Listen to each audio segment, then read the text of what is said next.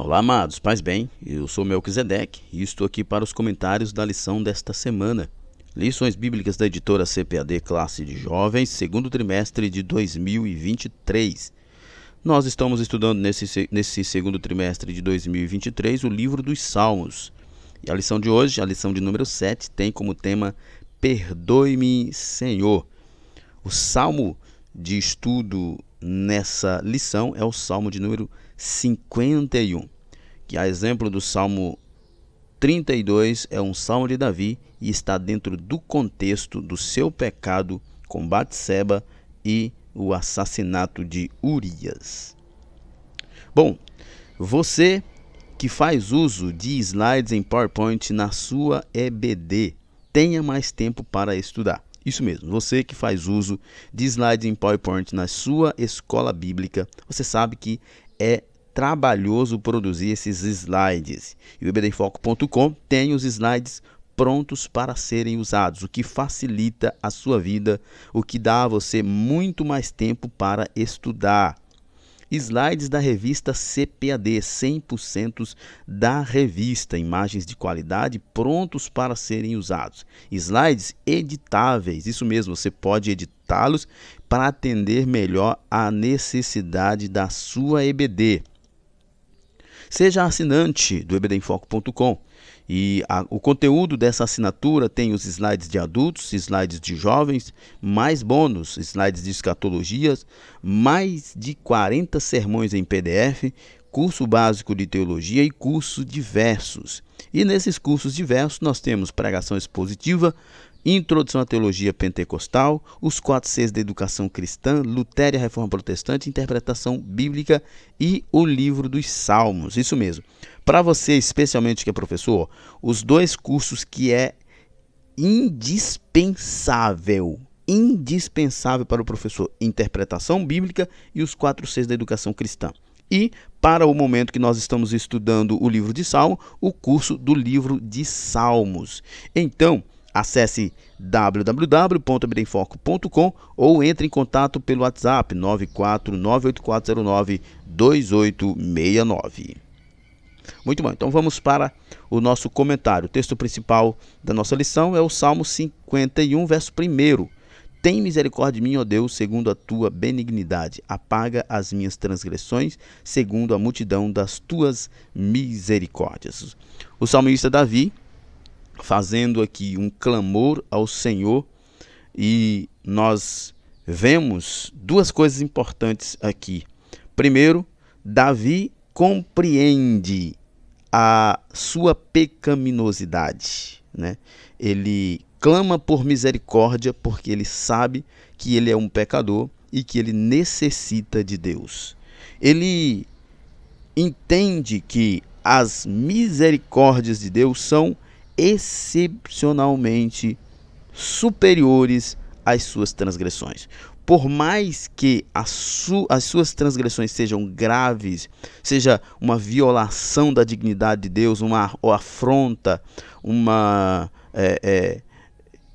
afronta, né, à dignidade de Deus, uma desonra a Deus, ele sabe que as misericórdias de Deus são excepcionalmente muito superiores às suas transgressões pessoais. Resumo da lição: para viver um processo de restauração espiritual é preciso reconhecer a benignidade e a misericórdia de Deus, bem como confessar o pecado praticado e abandoná-lo. É interessante nós observarmos realmente que o resumo da lição nos traz esse aspecto, né, do processo da restauração. O pecado na vida de um cristão salvo não é uma conduta, não pode ser, né? Isso é básico para quem é cristão. O pecado na vida do cristão é um acidente de percurso. Nós vamos ver inclusive isso descrito aqui na nossa lição de hoje. Então o cristão, o jovem deve entender, o professor deve passar isso para os seus alunos, que o pecado na vida do cristão é um acidente de caminhada, que todo mundo tropeça e cai. não pode ser uma conduta. A partir do momento em que um cristão tem uma conduta pecaminosa, ele tem um problema grave. Ou ele não é um cristão de verdade, ou ele está precisando de libertação. E aqui a libertação é um processo de restauração espiritual. É um processo de recondução à presença de Deus. E para isso, como o comentarista diz aqui, nós precisamos, ele colocou na ordem, reconhecer a benignidade e a misericórdia de Deus. Eu penso que primeiro você tem que reconhecer que é um pecador. Reconheça o seu estado, a sua condição de violador da lei, de ofensor da dignidade de Deus, da santidade de Deus. Reconheça que você é um miserável, que você é fraco, que você merece o inferno por causa dos seus pecados. E então, entenda que Deus é benigno, Deus é gracioso e misericordioso. E o que isso quer dizer, meu? Quer dizer que você pode correr para os pés dele. Quer dizer que você pode correr para os braços dele. Quer dizer que você pode abandonar o seu pecado e correr para Cristo, que ele vai perdoar os seus pecados e ele vai abraçar você, vai restaurar você, vai cuidar de você, vai dar a você uma nova vida. O texto bíblico da nossa lição já foi dito, o Salmo 51. Eu não vou me deter no texto por uma questão de tempo. Se você ainda não leu, leia o Salmo 51, leia também o Salmo 32, que vai ser bem legal para você compreender o contexto desse momento. Vamos lá, nossa introdução. O Salmo 51 está na categoria dos salmos penitenciais. Esses salmos trazem a ideia de confissão e busca pelo perdão de Deus. Outros salmos podem ser classificados nessa categoria. O Salmo 6, o 3, o 142, dentre outros. Salmo 32 também. De acordo com essa categoria, o Salmo 51 remonta ao contexto em que o rei Davi foi confrontado pelo profeta Natã por ocasião do seu adultério com Batseba e o consequente assassinato do esposo dela, Urias, ordenado pelo planejamento do rei. Davi pecou, adulterando com Batseba e tentou resolver o problema com um assassinato. Você pode imaginar o problema que isso se tornou ainda maior? E aqui nós aprendemos uma lição. Pecado se resolve com arrependimento e confissão, com contrição, com abandono, com se chegar a Deus. Pecado não se resolve cometendo outro pecado. Eu aprendi uma lição em um filme que eu estava, uma série que eu estava assistindo, que é muito pertinente para esse contexto, o contexto de Davi. Que nessa série eu era um grande advogado e ele passou por uma situação complicada e a sua secretária foi questionada pela justiça sobre umas coisas e ela mentiu para a justiça em nome dele. E ele então ficou bastante enfurecido com ela e disse: por que você mentiu? E ela disse: para lhe ajudar. E ele então responde: você não me ajuda quando mente. Porque se antes eu tinha que lidar com a verdade, agora eu tenho que lidar com a verdade e com a mentira. Ou seja, tentar consertar um erro com outro erro é só aumentar os erros. Não resolve o problema. Não é assim que você resolve um problema. Foi isso que Davi fez. Eu vou resolver o problema com Batseba matando Urias. Entenda que esse é um problema ainda maior. Ao invés de resolver só o problema do adultério, agora ele tem que resolver o problema do assassinato também. Por isso, o Salmo 51 está estruturado da seguinte forma. Primeiro, reconhecimento da natureza misericordiosa de Deus. Davi percebe ali, quando foi confrontado por Natã, que o confronto, o constrangimento que ele passou era, na verdade, expressão da misericórdia de Deus. Porque, segundo os estudiosos, Davi estava há 1 ano com o coração endurecido e caminhando para um destino terrível. Mas quando foi confrontado, ele percebeu que ali, na verdade, era misericórdia. E aliás, é bom a gente pensar nisso aqui, eu vou tentar ser rápido, porque senão o comentário fica muito grande, mas o professor pode explorar isso aí.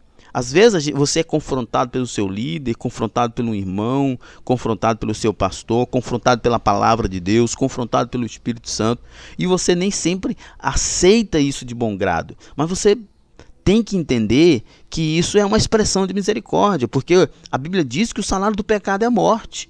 O salário do pecado é a morte. Se o caminho que eu estou trilhando é um caminho de morte e alguém, mesmo que de forma grosseira, me corrige, me interpela, me constrange para que eu mude a direção e viva, então isso é uma expressão de misericórdia. Davi, quando foi confrontado por Natã, não achou que aquilo era um despeito, uma desonra. Ele entendeu que era misericórdia. Segunda parte, confissão dos pecados, ele então passa a confessar os pecados, reconhecer que é pecador. Terceiro, busca por restauração. É maravilhosa a história de Davi, porque ele, estando num estado de endurecimento, é constrangido, confrontado por Deus, ele admite seu pecado, reconhece que aquela foi uma ação de misericórdia e busca ser restaurado. E após a busca pela restauração, ele busca agradar a Deus, busca a oferecer uma verdadeira adoração ao Senhor, que é aqui o nosso ponto 4 do verso 14 ao verso 17, e os versos 18 e 19, ele está orando pelo bem de Jerusalém. Assim, nesta lição estudaremos sobre a natureza misericordiosa de Deus, a necessidade de confessar o pecado para ser restaurado, a disposição de viver o processo de restauração e, finalmente, viver a adoração pública de maneira restaurada, né? É muito importante, né? O professor pode explorar isso com seus alunos. O seguinte, nós cristãos precisamos aprender a reconhecer a soberania de Deus sobre as nossas vidas. Nós precisamos aprender a reconhecer a dependência que nós temos de Deus, confessar os nossos pecados a Ele, entregar a nossa vida a Ele, se render a Ele para sermos restaurados, para termos uma nova vida. E então estarmos dispostos a enfrentar, se possível, o constrangimento, mas andar pelo caminho da restauração. O processo às vezes é doloroso, é constrangedor, é vergonhoso, mas o que importa é estar na presença de Deus, é louvar a Deus. A vida de Davi, o processo de restauração de Davi mostra isso. Ele esteve endurecido por causa do seu pecado, mas quando foi confrontado, admitiu que era pecador, reconheceu a soberania de Deus, a glória de Deus, o poder de Deus sobre ele, buscou restauração, aceitou o processo, sofreu, mas não admitiu estar longe da presença de Deus. Nosso primeiro tópico, misericórdia e confissão. Um clamor por misericórdia. Nos dois primeiros versículos, chama a atenção as expressões tem misericórdia, benignidade, apaga minhas transgressões e tua misericórdia, lava-me e purifica-me. Então são expressões, né? Por exemplo, tem misericórdia, é um reconhecimento, aqui é um reconhecimento duplo, reconhecimento da necessidade e reconhecimento de que Deus é quem pode suprir. Benignidade, né? Reconhecimento de que Deus é bom, apaga minhas transgressões, reconhecimento duplo também de que ele é pecador, de que ele tem pecado e que Deus pode apagar esses pecados. Tua misericórdia, lava-me e purifica-me. Um reconhecimento de que Deus é misericordioso, um reconhecimento de que precisa ser limpo e um reconhecimento de que Deus pode limpar. Isso é importante a gente refletir sobre isso. O salmista tem uma clara noção de que Deus é benigno e misericordioso. A benignidade do Senhor dura para sempre, as suas misericórdias não têm fim. Quando nós entendemos estas coisas sobre Deus, né, que ele é misericordioso, é benigno, que ele pode apagar as nossas transgressões, que ele pode nos lavar e nos purificar, então nós nos tornamos pessoas mais confiantes em Deus e então não fugimos da presença do Senhor. Por isso só Deus pode lavar e purificar a alma do salmista e a nossa. Assim o rei Davi tem plena certeza de que se dirigir diretamente a Deus é a melhor decisão. Ele é benigno e misericordioso, só ele pode lavar e purificar a sua alma. Vamos só fazer uma observação aqui que é interessante. Ele diz aqui, o comentarista diz aqui, assim o rei Davi tem plena certeza de que se dirigir diretamente a Deus é a melhor opção. E ele continua, ele é benigno e misericordioso, só ele pode lavar e purificar a sua alma. Isso aqui é verdade absoluta, né? Verdade absoluta. Se dirigir diretamente a Deus e pedir perdão é a melhor opção, a melhor decisão, a melhor coisa que você faça. Só Só Jesus pode nos purificar, só Jesus pode nos perdoar, só Jesus pode nos libertar da opressão do pecado, da escravidão do pecado. Mas pense comigo numa coisa: existem determinados processos de cura e que ele não está apenas... Existem determinados processos de cura que não depende só do perdão de Deus. Entenda. Depende de que você confesse para alguém. Deixa eu tentar explicar. Muitas vezes você peca e você se arrepende, sinceramente, pede perdão a Deus e Deus te perdoa plenamente. Foi a melhor decisão que você fez, você foi lá, pediu perdão. Deus é misericordioso, Ele tem poder, Ele lava você, Ele perdoa você. Mas você, muitas vezes nessas situações, precisa de um constrangimento público para se livrar dessas algemas. E às vezes esse constrangimento, não estou falando de uma coisa pública no sentido para todo mundo saber. Às vezes esse constrangimento é confessar para alguém, não sei, o seu pastor, o seu pai, o seu líder de jovem, o seu professor da escola bíblica. Ou seja, determinados processos de cura e restauração é necessário que tenha alguém acompanhando. Então, jovem, você que está me ouvindo, professor, fale isso com seus jovens, que determinados processos de cura precisam do acompanhamento de alguém piedoso. Muitos jovens, homens especialmente, que é o que mais chega até a mim, estão enrolados com a pornografia, enrolados com vícios. Mulheres também, jovens também passam por esses problemas. Meninas que não conseguem se livrar de algumas determinadas inclinações. E isso, às vezes, é preciso você confessar para alguém. Confessar no sentido de que alguém lhe acompanhe, para que você passe por um processo de cura. Esse processo de cura muitas vezes é demorado e precisa do auxílio de alguém. Então, o professor pode falar isso para os seus alunos. Se você está passando por um problema, se você está pecando recorrentemente, você faz o certo em correr diretamente para Deus, confessar para o Senhor, pedir perdão a Deus. Ele vai perdoar você. Mas se isso reincidir, procure ajuda. Procure alguém piedoso, converse com esse alguém piedoso. E você, professor, seja essa pessoa.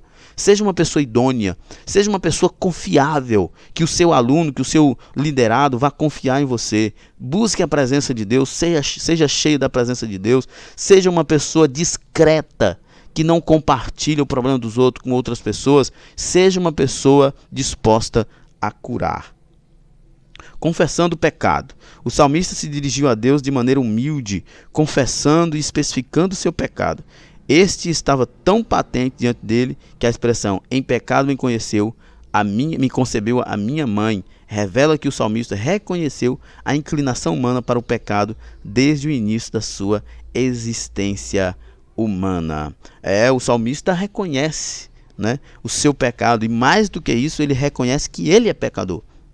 Nós precisamos ter essa consciência. Nós somos pecadores, redimidos, sim, adotados como filhos por Deus, sim, salvos, perdoados, sim, mas nós somos pecadores. Como diz uma certa expressão teológica, nós não pecamos, ou nós não somos pecadores, melhor, nós não somos pecadores porque pecamos, nós pecamos porque por natureza somos pecadores.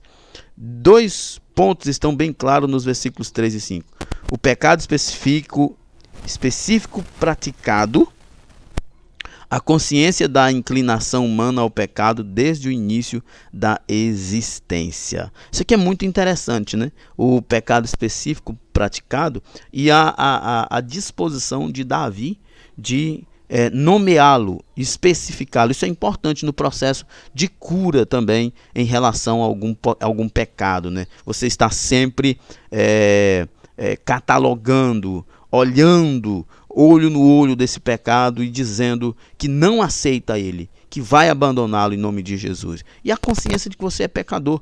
Desde o seu nascimento, nós nascemos pecadores por causa do pecado original e nós dependemos de Jesus para termos um relacionamento com Deus por causa do nosso pecado original.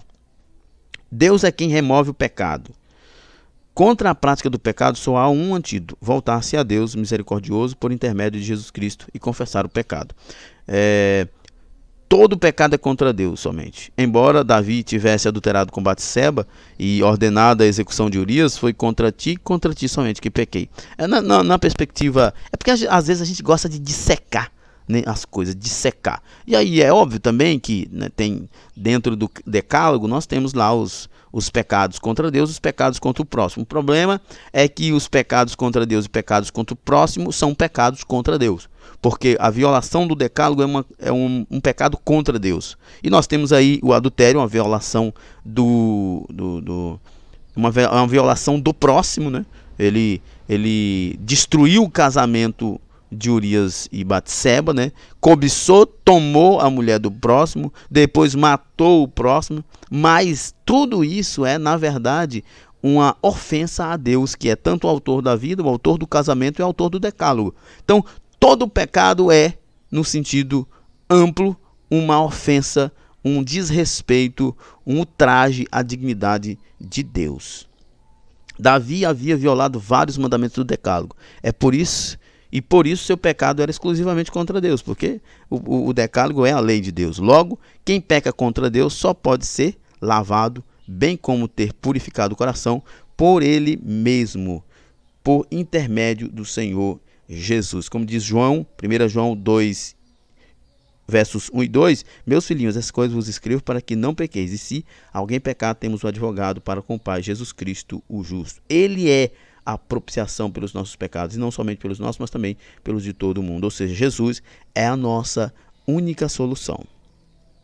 Assim, o caminho para a restauração do jovem cristão de maneira humilde é se dirigir a Deus misericordioso, confessando especificamente o pecado praticado, tendo a consciência de que somente Deus pode remover a mancha deletéria do pecado por meio de nosso Senhor Jesus. Isso aqui é muito legal. Você, quando pecar, isso vai acontecer, óbvio, né, porque nós somos pecadores, vai confessar a Deus o seu pecado, vai pedir perdão e vai especificar, vai nomear, vai dizer para Deus qual foi o seu pecado. É difícil, eu sei, eu já passei por isso e eu passo por isso. Às vezes você tem que, na oração, estar ali diante de Deus e você admitir, falar em voz alta o seu pecado, é constrangedor. Mesmo que não tenha ninguém, você está dentro do seu quarto, você precisa fazer esse exercício de confissão, de falar, de confessar e especificar o seu pecado. Tem um certo escritor que diz que quando nós conseguimos catalogar, especificar os nossos problemas, os nossos pecados, os nossos defeitos, tem meio caminho andado para resolvê-los. Segundo tópico, buscando a restauração, purificando a vida interior. A prática do pecado nasce dentro do ser humano. Isso aqui é uma mensagem profundíssima. Tiago 1, 14 e 15 nos diz: mas cada um é tentado quando atraído e engodado pela sua própria concupiscência. Depois, havendo a concupiscência concebido, dá à luz o pecado, e o pecado, sendo consumado, gera a morte. Né?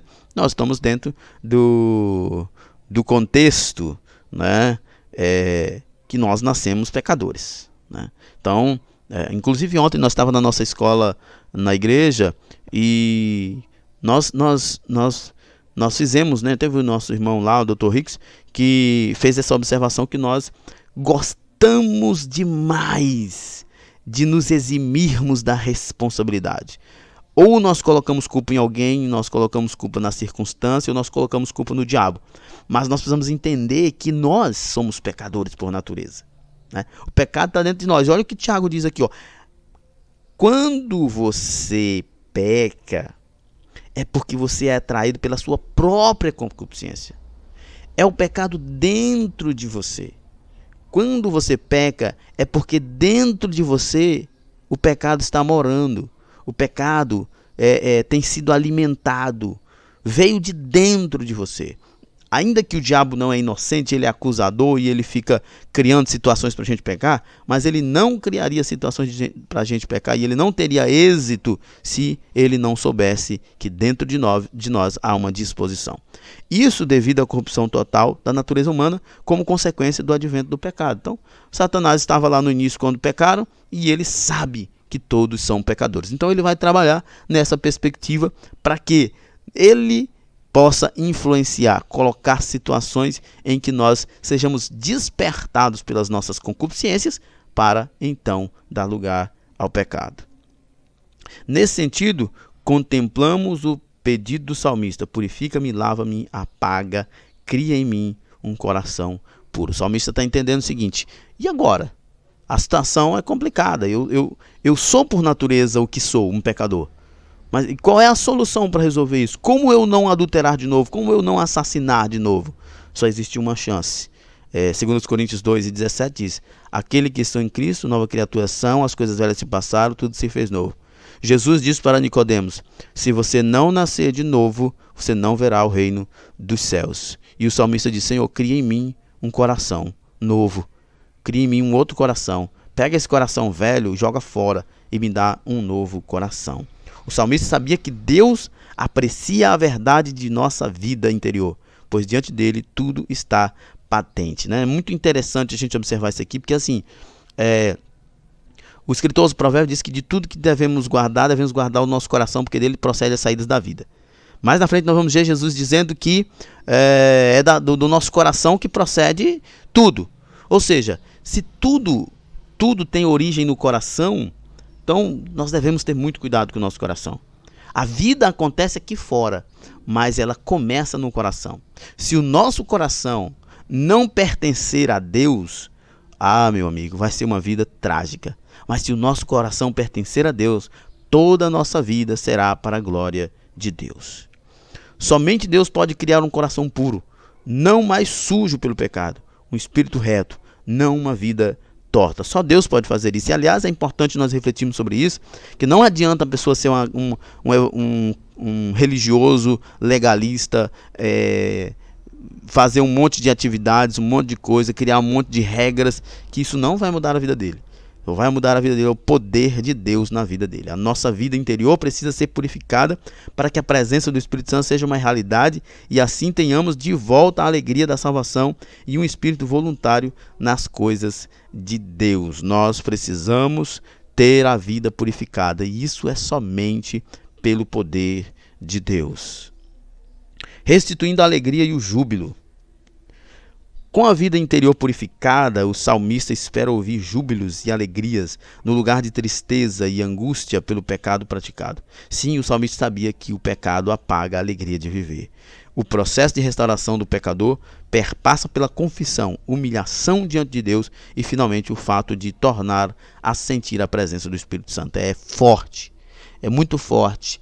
Porque muitas vezes as pessoas pensam que arrepender de seus pecados é apenas ir lá na frente e receber uma oração, é apenas sentir um certo remorso, mas daqui uma semana, um mês você está praticando de novo. Muitas vezes, eu já falei isso no início, o processo de restauração ele é doloroso e constrangedor, mas muitas vezes tem que ser esse o processo, tem que ser esse o caminho para ter uma restauração definitiva. Nesse salmo, uma das verdades mais contundentes é de que o pecado tira a presença de Deus do salmista. E não entristecais o Espírito Santo de Deus, no qual estáis selados pelo dia da redenção. Efésios 4:30.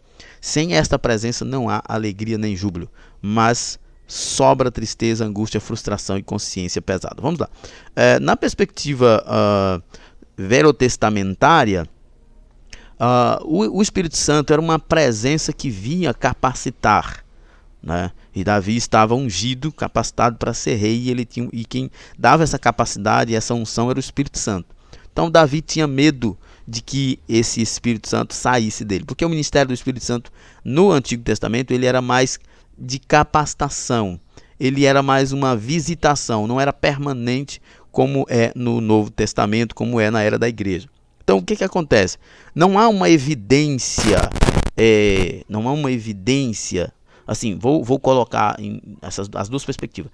Não há uma evidência clara no Novo Testamento sobre a saída do Espírito Santo da vida do cristão, exceto quando, nesse caso, a pessoa entra numa apostasia continuada sem arrependimento. Aí existem evidências para isso no Novo Testamento. Mas o que o apóstolo Paulo diz em Efésios 4:30 aqui, que o pecado mesmo que não sejam esses pecados de apostasia, que leva a pessoa à apostasia, que faz a pessoa se desviar mesmo, que abandonar a fé, mesmo que não seja, mas o pecado, de qualquer modo, qualquer tipo de pecado, ele traz um entristecimento ao Espírito Santo, né? Ele entristece porque ele ofende, porque ele magoa, porque ele desrespeita, porque ele vitupéria, né? Então o pecado, por mais que o Espírito Santo de Deus não vá sair de você quando você pecar, não vá te abandonar, ele vai estar ali para ajudar você a vencer.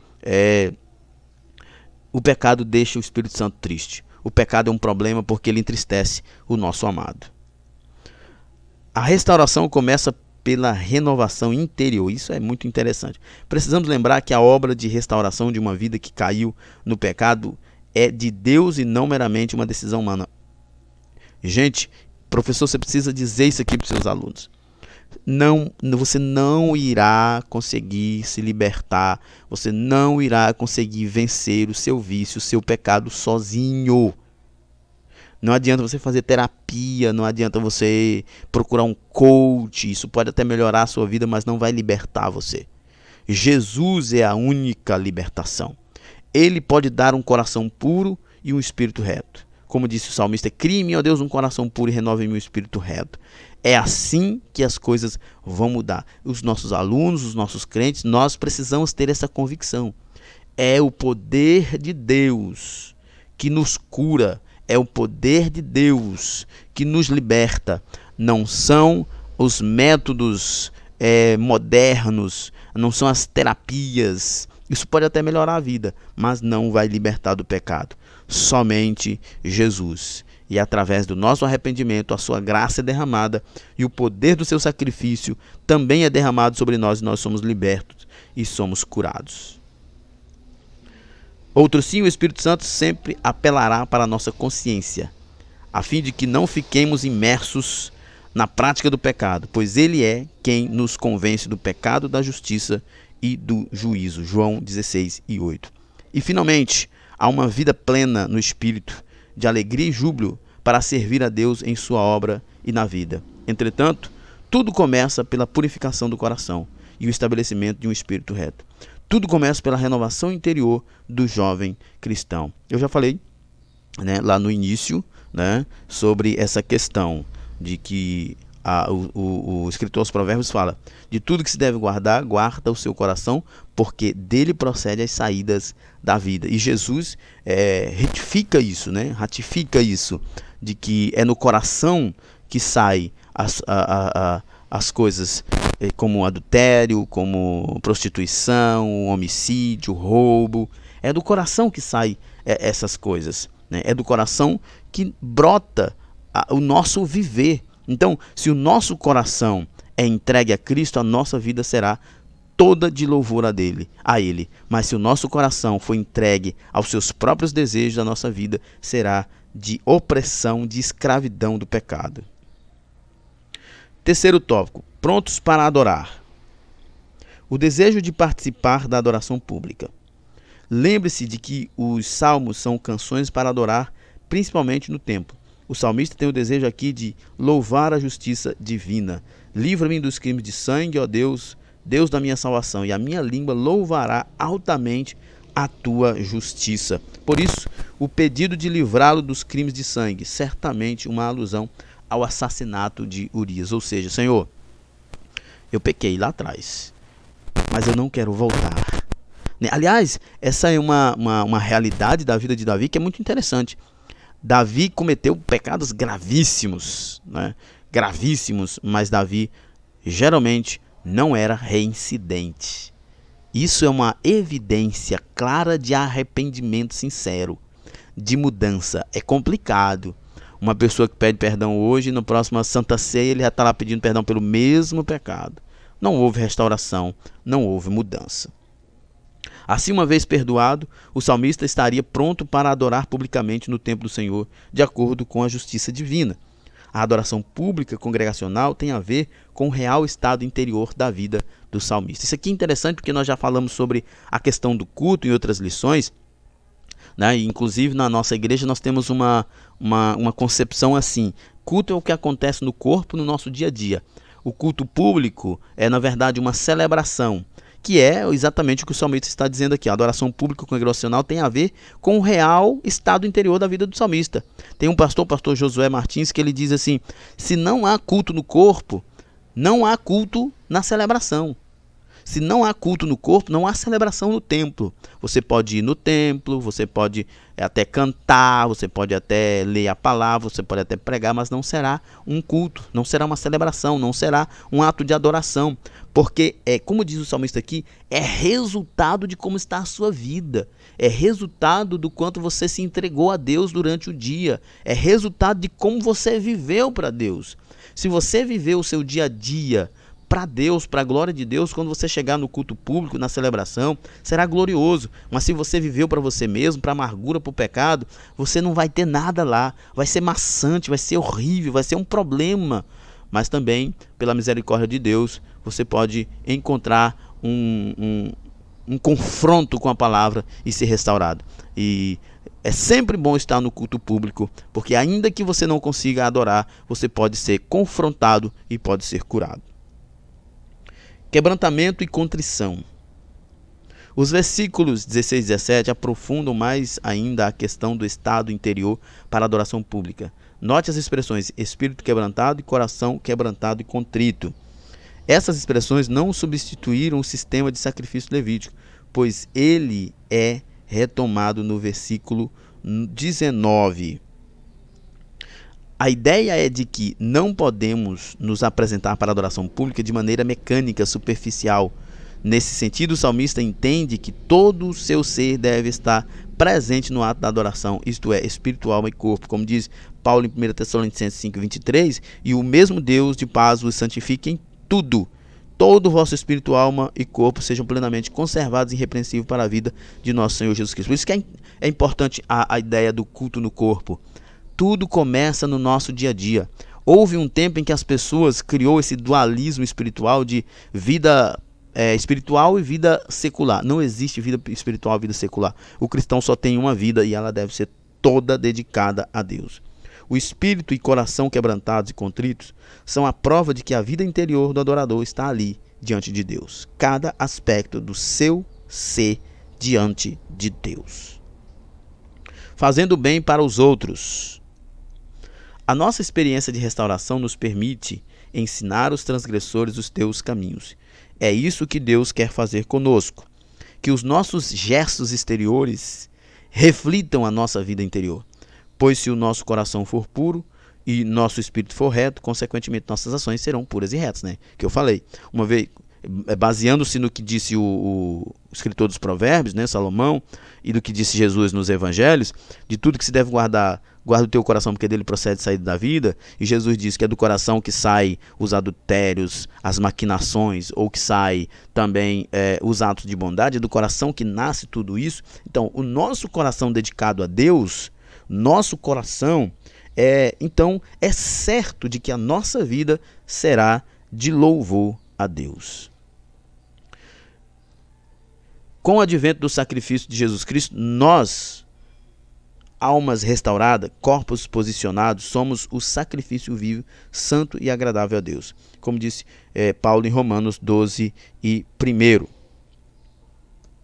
Só para nós concluirmos. Então, nós devemos entender que nós somos templo do Espírito Santo. Nós devemos ser um templo limpo, santo, purificado. E isso só acontece pelo Espírito Santo de Deus. Isso deve começar com o nosso arrependimento, com nossa confiança em Deus. Nossa conclusão. Todos nós estamos vulneráveis ao pecado. Por isso, a palavra de Deus nos ensina a vigiar e a cuidar de nossa vida espiritual. Entretanto, quando acontece um acidente de percurso na vida do jovem cristão, é importante que ele não deixe de perceber que Deus é misericórdia, que é necessário confessar especificamente o pecado praticado primeiramente a Deus. Que, só lembrando aqui, é isso que o pecado é na nossa vida, viu? Um acidente de percurso. Em seguida, ao pastor da igreja e finalmente viver o processo de restauração espiritual.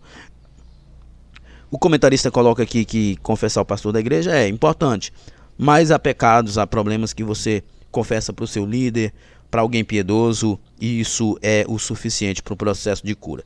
O Espírito Santo nunca deixará de apelar às consciências dos que temem a Deus. É tempo de humilhar-se, é tempo de confessar, é tempo de ser restaurado por Deus. Bom, lembrando, chegamos ao final do nosso comentário então. Lembrando aqui que se você usa os slides do EBD, produzido pelo EBD em Foco na sua EBD, tire uma foto e mande para nós. Então acesse www.ebdemfoco.com ou entre em contato conosco pelo WhatsApp 94984092869. Chegamos ao final então de mais uma aula. Que Deus em Cristo nos abençoe e até a próxima. Paz e bem a todos.